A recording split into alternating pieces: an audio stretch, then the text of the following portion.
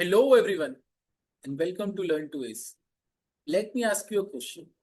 What if I told you that most NABARD aspirants fail before they even start preparing? Not because the exam is difficult, but because they never understand the exam. See, they start buying the books, watching the random YouTube videos, collecting the PDF, but they never ask what exactly does NABARD expect from me? When I prepared for NABARD, I had very limited time. Yet I reached the interview stage and I was placed in the wait list. Now, one thing that really helped me was understanding the exam before studying for it. So, in today's video, I'm going to explain everything you need to know before starting your preparation. So, we'll be discussing the eligibility, age criteria, phase 1 exam pattern, phase 2 exam pattern, psychometric test, syllabus, and other important topics. I'll ask you to stay till the end because I'll be telling you which topic deserves the maximum attention and which does not. So, this will help you in case if your preparation time is very limited. So, let's begin. Let's discuss the eligibility time. Now, before opening your first book, ask yourself one question. Am I eligible?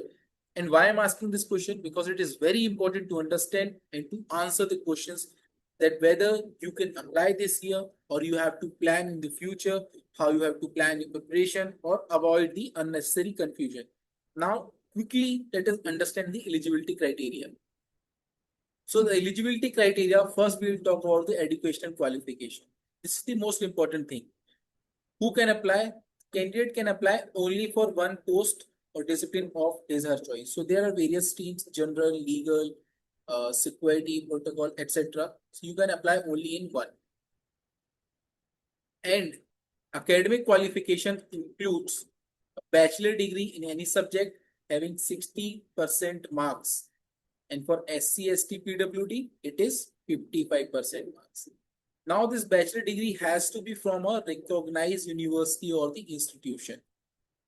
Moving ahead, this is how your 60% would be calculated in case your college offers CGPA on a 10-point basis. So 6.75 would be your first division, it would be 60%.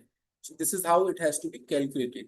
So use these things to find out whether you are eligible or not. So the key takeaway is always verify your eligibility before investing your time in the preparation. Now let me ask you another question. How many genuine attempts do you actually have left? 1, 3, 5. Can you answer it? Maximum student cannot answer it, and that becomes very difficult for you. Let me tell you the thing. Only between 21 to 30 can apply here, and it has to be calculated from the notification date or the date which is given in the notification.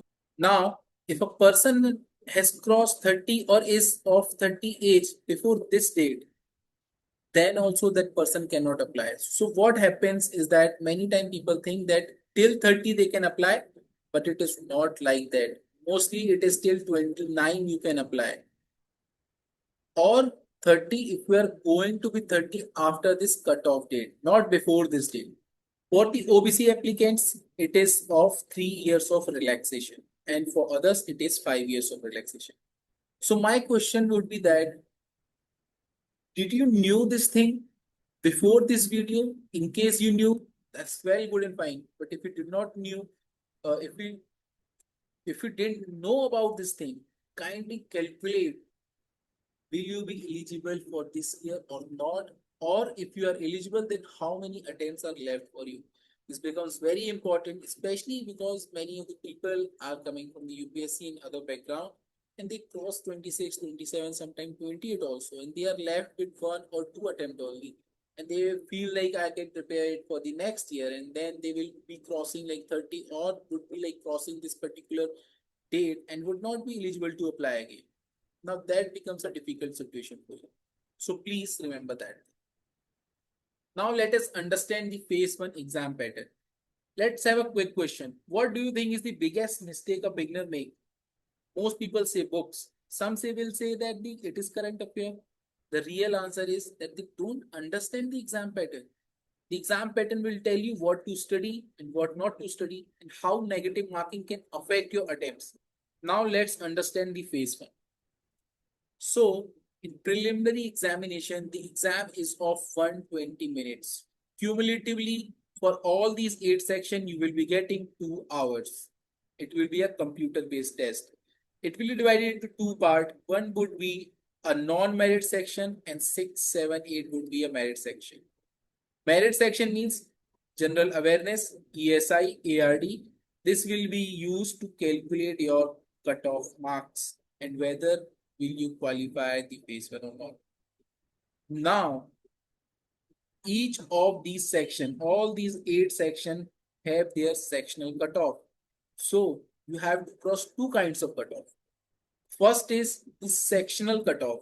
So for example, in reasoning, we will be having 20 questions and generally cutoff hovers around 6 to 7 questions, 6 to 7 marks. After deducting the negative marking, because there is 1/4 negative marking in both phase 1 objective and phase 2 objective. After deducting those wrong answer, if you are clearing the sectional cutoff of all these 8 areas, then point number 6, 7, 8 marks would be used to calculate the overall cutoff. And if you clear that cutoff, then only you will be eligible for the phase 2 exam.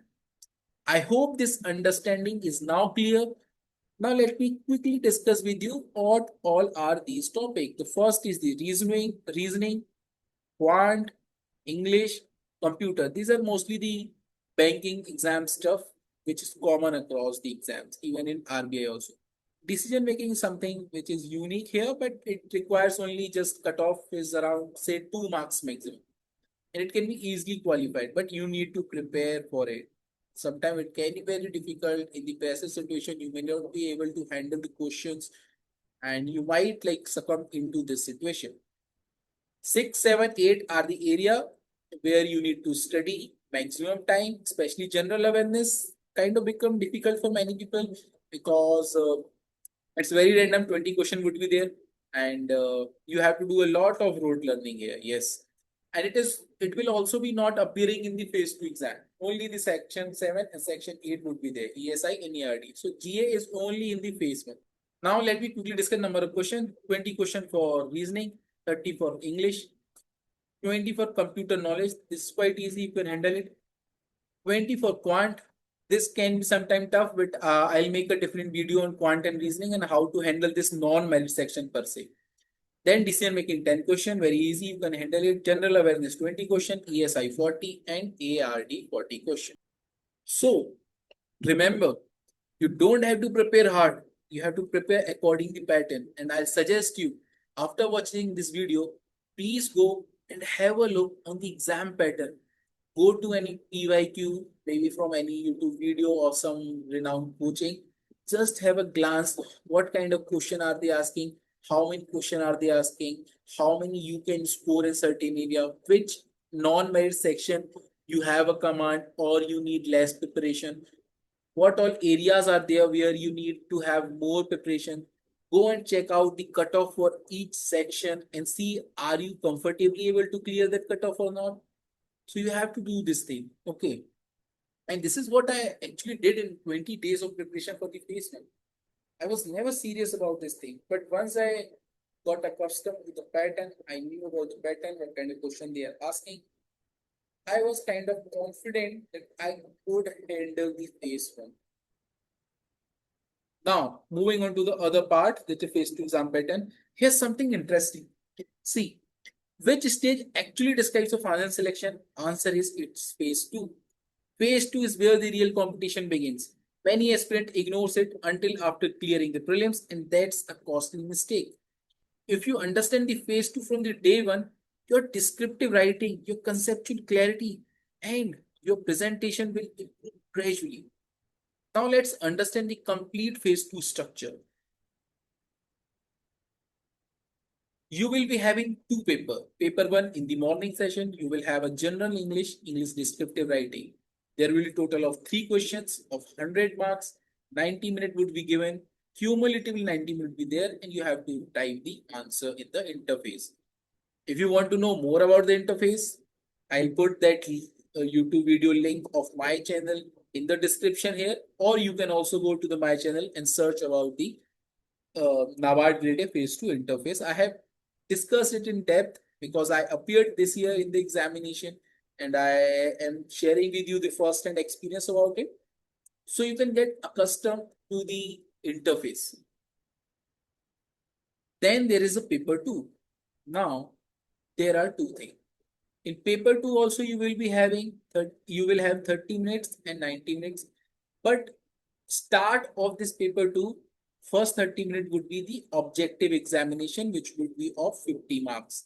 Now this 50 marks will have 20 question of 2 marks and 10 question of 1 mark each. Remember, 20 question of 2 mark and 10 question of 1 mark each. And there will be a negative marking of 1/4. This becomes very important because if you have prepared thoroughly for ESI ARD objective in the phase 1, that will help you a lot, my friend. Trust me, I'm saying from my own experience, and this is the area which I'm still regretting. I did not prepare well, and I was like put into the wasted, most probably by like 1.5 or 2 marks. So please do not neglect the preparation of the ESI ARD objective. Start preparing it before the phase 1 and revise your notes after the phase 1 gets over and you are comfortable and you are confident that you will be clearing the phase 1 or maybe after the results are announced.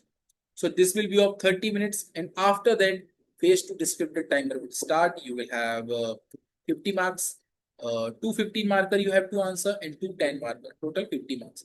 There will be total 6 questions. How? So there will be one compulsory 15 marker and one compulsory 10 marker, which you have to solve. You have no option there.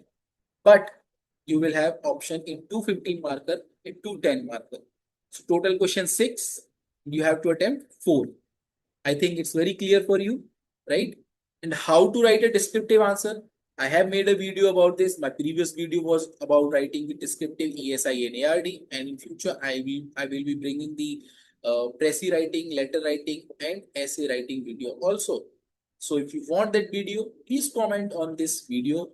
I'll be replying to you, or you can even ask your queries. I'm open for your queries and whatever you want to ask from me. I hope this pattern is clear for you, and you can see some question can carry 2 marks and some question carry 1 mark. It's not some, it's 20 question and 10 question. So it's very clear. Now moving to the psychometric test. Did you know there's another stage after the written exam that many aspirants don't even know about? This is psychometric test. Don't worry.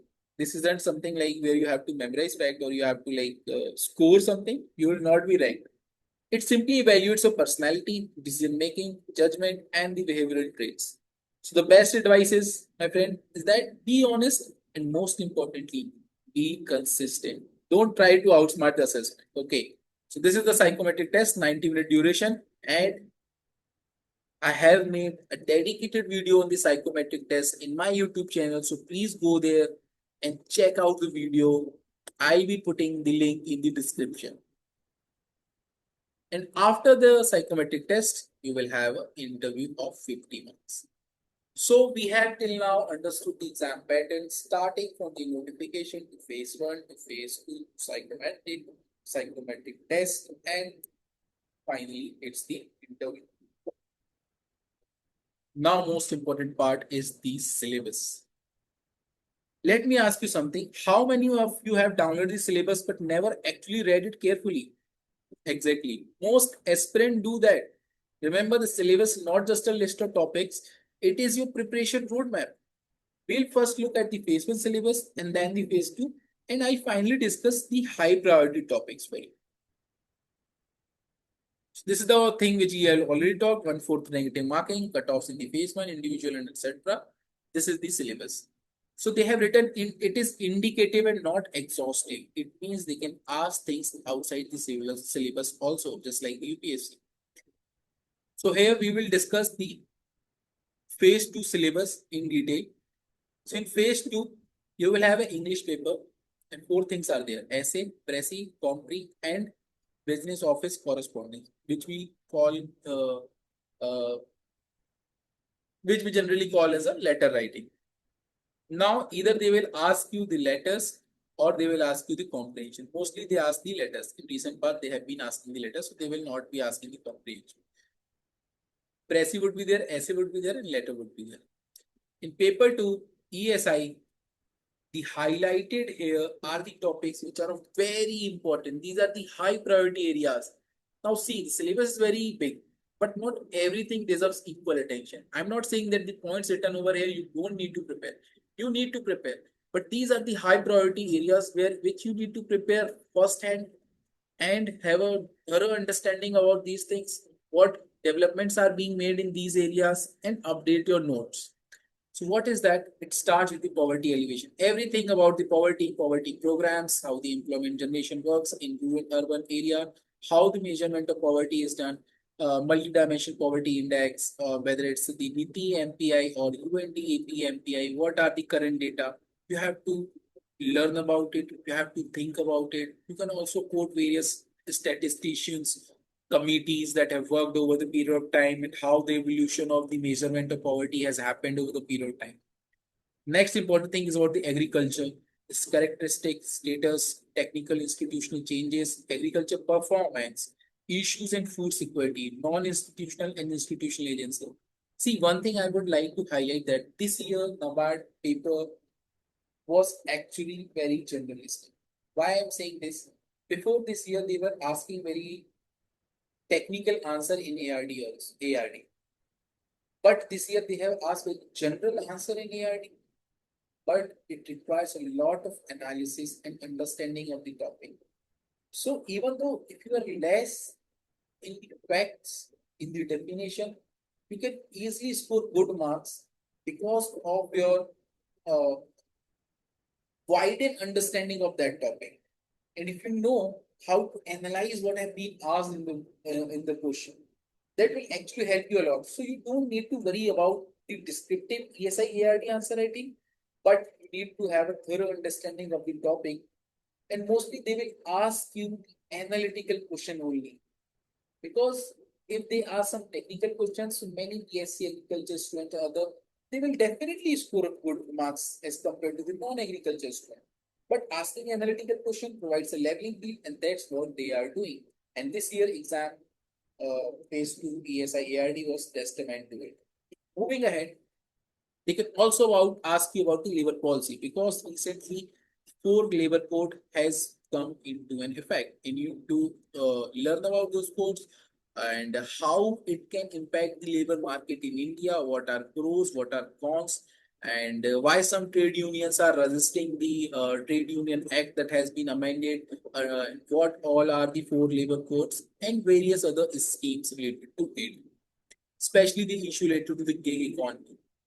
Moving ahead, you have to understand about the rural banking, financial institution, reform in banking, etc.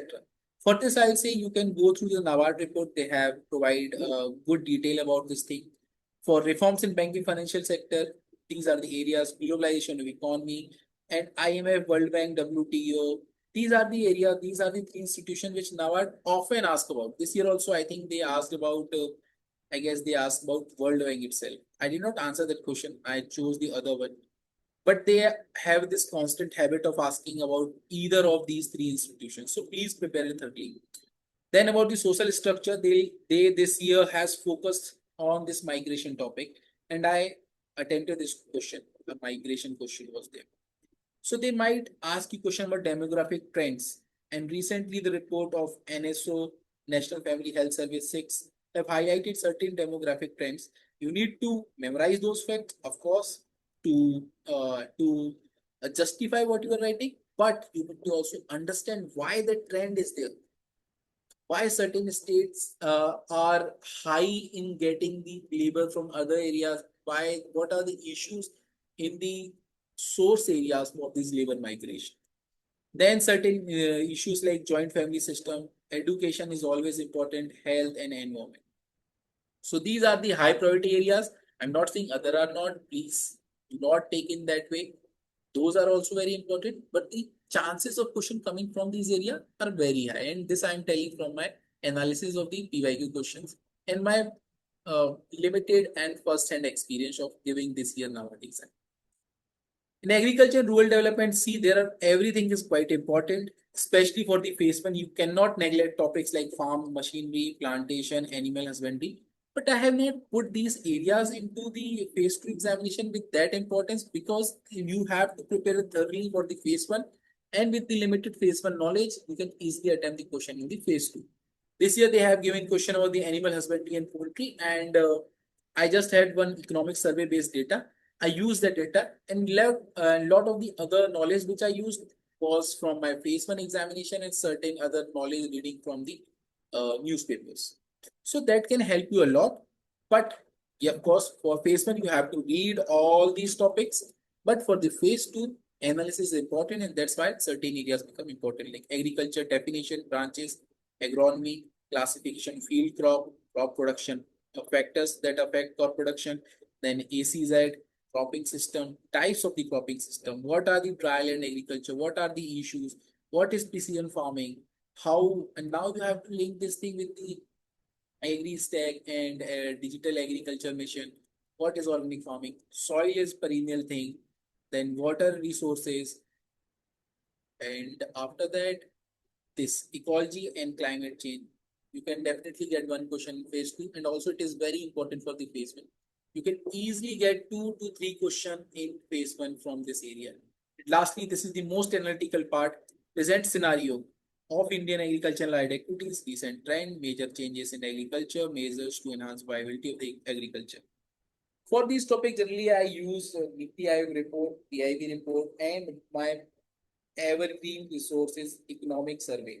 I'll just go through the topic, just do control F, find the topic, see some case study, data, trend, put that into my 1 page of note, and I'll just revise it before the examination or after the English descriptive gets over. That's it. And this is the area where you can use all of its previous knowledge and understand what NABARD is kind of expecting from you. So this J point is kind of a guide for you and how you have to prepare all these points. So this you have to use it. I hope it's very clear for you. Then for the rural development, it is the structure of the Indian rural economy, role of the rural sector in India, in what areas, economic, social, demographic, and the characteristics of Indian rural economy. Then agriculture, labor, trend of change in rural population, and about the functioning and the working of these areas, MG-NREGA and NRLM. Now, MG-NREGA, it's been overhauled by VV Ramji. You have to understand about it. Now, analysis about it. What are the issues with the VV Ramji? What are the developments or the progression that has been made in VV Ramji over the MG-NREGA? And what can be done? And some case study can go from the some newspaper currently they are highlighting this thing because it came into effect from 1st of July itself. So it's very new topic and there's a high chances we can get question phase one and no doubt phase two also. Also, there are certain other schemes, Swachh Bharat, rural housing, Pura, and rural development programs. So this is basically about the scheme section. So let's have a quick recap that what we have covered. We have covered that do you know, are you eligible for the exam? Do I understand the age criteria? Do I know the exam pattern? Do I understand phase two? Have I read the syllabus? Do I know which topic matters the most? If your answer is no to even one of these questions, now I have hope. If your answer is no to even one of these, today's video must have helped you. So please remember that instead of buying lot many books and collecting PDF, keep your syllabus in PYQ as your guide, stick it in front of your study table, and just study hard. Slowly and gradually, you'll understand the exam. You will be greased and you will be in like very ease of and get lot of confidence that you can clear this exam.